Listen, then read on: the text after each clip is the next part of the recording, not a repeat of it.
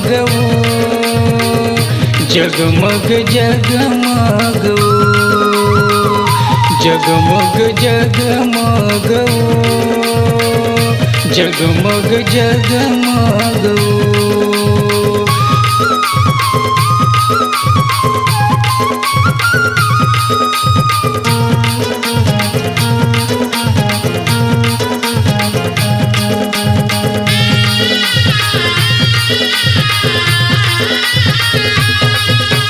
सुरहीन गैया के गोबर मंगा के भुवनल तोरे लिपाई, जगमुतियन के चौक पुराए सोने के कला जलाई।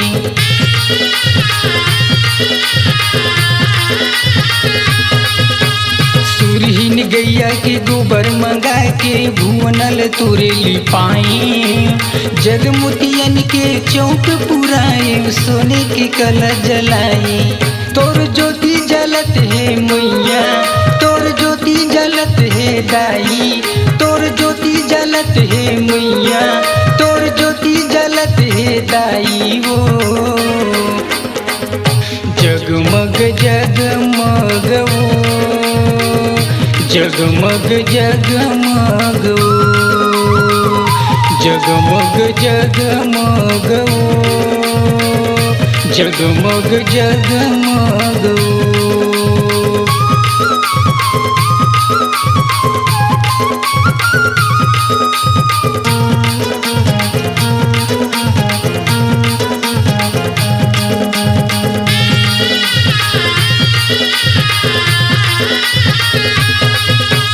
गंगा जल में पाँव पखारी, भौं भौं आरती उतारी, काजू किशमिश के भोग लगाई, चरण में माथे नवाई।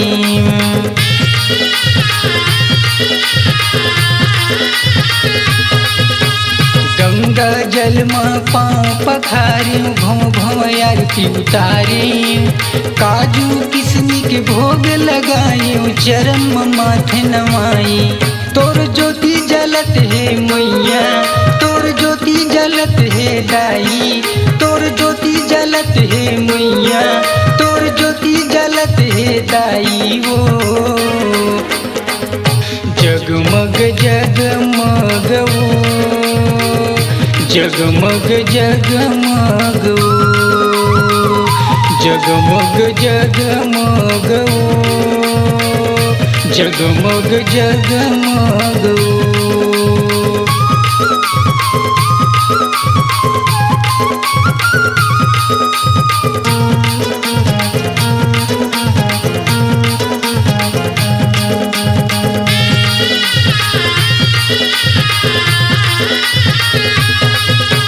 चंदन लकड़ी की पीढ़वा बना के आसन में बैठारे, चंदन बंदन तिलक लगाए, लाली के चुनरी ओढ़ाई।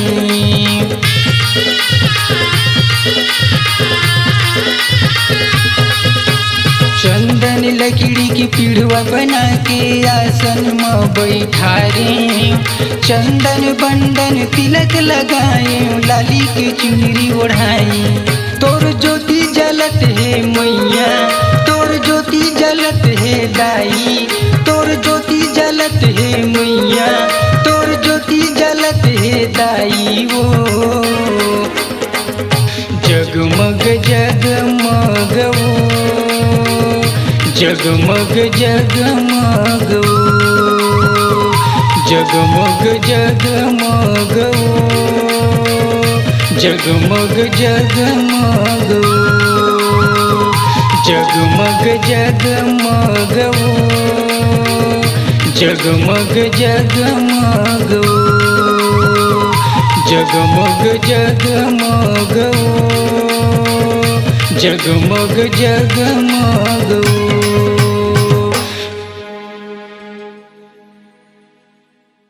अपनी आवाज को दीजिए एक नया मुकाम।